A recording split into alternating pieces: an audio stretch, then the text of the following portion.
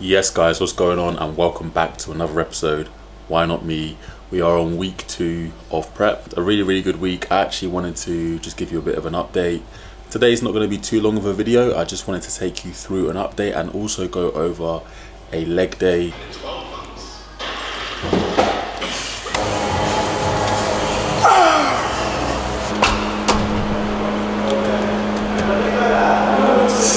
And how that's kind of structured, because I have actually changed a few things with the way that I train my legs, and most of that is going to be due to just injury and just I've got really shitty knees at the minute. So there's a couple of things that I've been doing during my leg days just to make sure that my knees are in a good spot and still making sure that I can actually progress with my leg training and with my legs, because if we're being real here, it's my weakest body part. There's no excuse for it, and I think it's something that I really need to develop.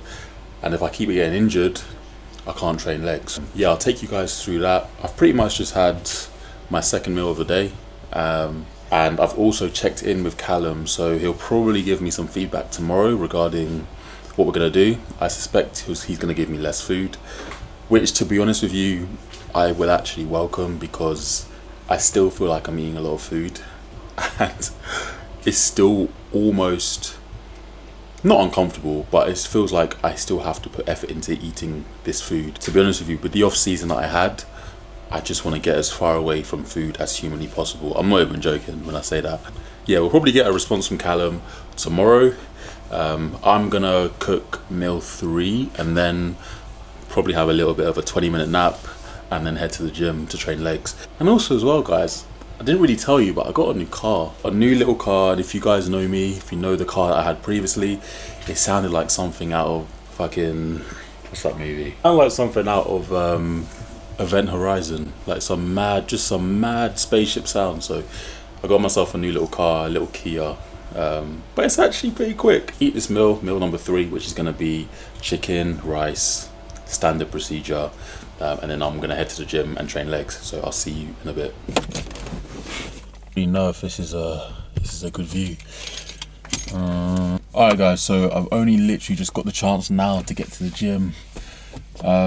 Today's been a bit of a mad one. I haven't really been able to be on point with my routine.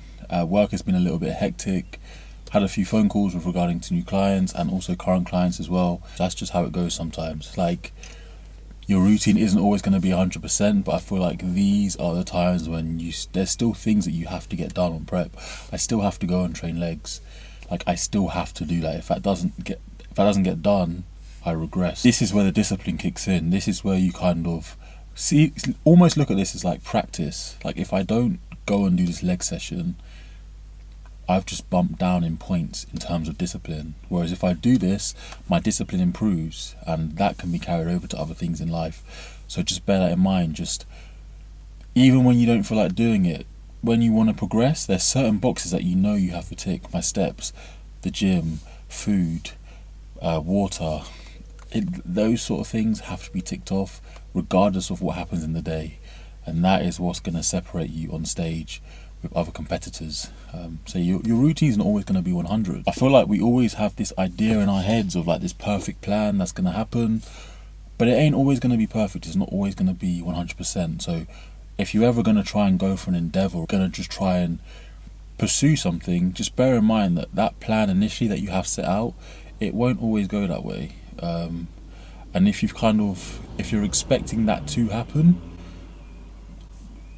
you got a big reality check coming. Yeah, just my thoughts on that. I am going to go train legs. It's very late. When I first started training, I used to train at these times all the time, but now I just feel knackered. I don't know how I even managed to do it. I've also got my post-workout meal with me, so I'm probably going to eat that at the gym. And then tomorrow what I'll do is I'll give you guys an update as to how prep is going. So for now, I just want to focus on recording the sessions in the gym. And then tomorrow I'll give you guys an update on my physique, nutrition, training, how I've been feeling this week. But to be honest with you, so far prep has really been a breeze, and it's a blessing that I'm just eating less food. I'll see you guys at the gym.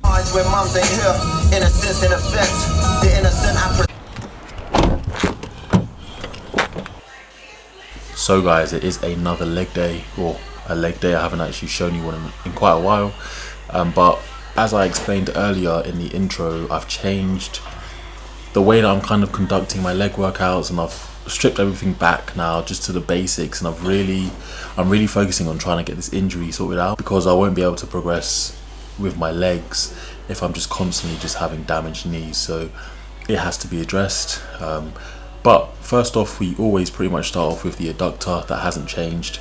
I done 3 sets on this. So the first set was 12 to 15 reps, then a heavier set which was 6 to 8 reps, and then the final set was 15 to 20 reps.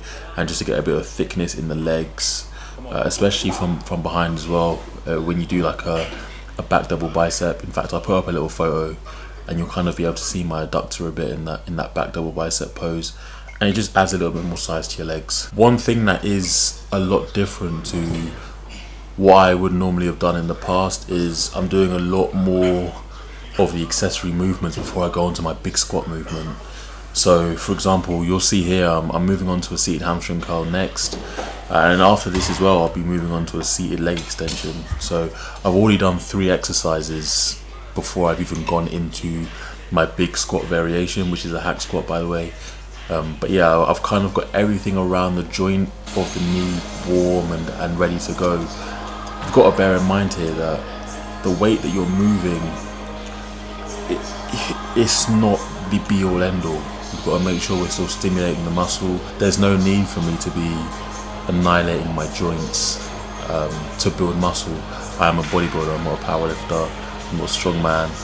The goal here is just to build a great physique, and moving some of the weight that I was on leg days, but it not being reflected in my legs, it means that I'm doing something wrong. So yeah, and then so this one here, we done a seated hamstring curl, really good machine. However, I would kind of prefer something that would support my upper legs, like my quads, but it's still good nonetheless. I definitely prefer this over a lying hamstring curl. It gets to a point where I got to a point where I was getting quite bad lower back pumps on a lying hamstring curl, so I've elected to do seated. It allows me to really target and focus on that hamstring. So yeah, just 2 sets on here, 8 to 10 reps on the first one, 12 to 15 on the second.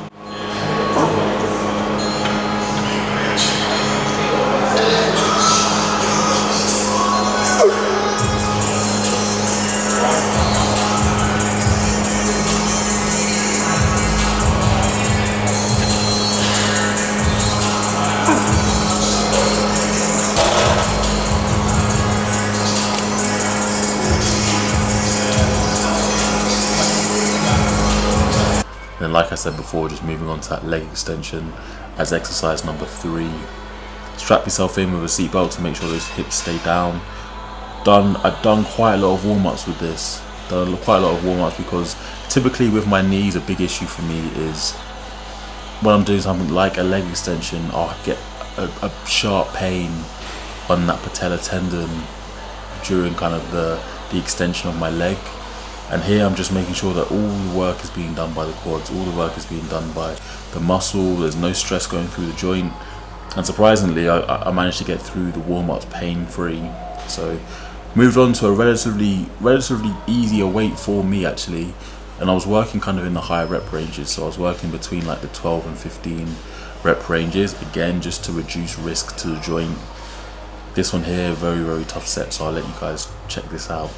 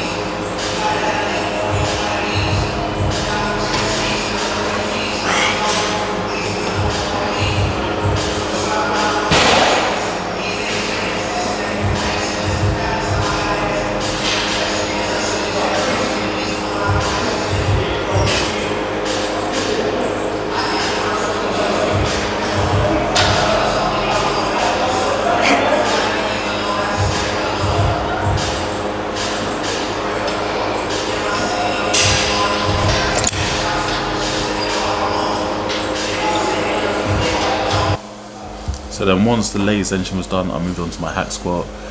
I have been reverse banding this, however I kind of took a different approach. I've now just stripped the weight right back because I was reverse banding it, but I was doing it with about 9 plates either side, and like I said, it's just not reflective of what my legs are looking like. And it just got to a point where I wasn't really using the muscle. I wasn't very happy with my execution. I wasn't very happy with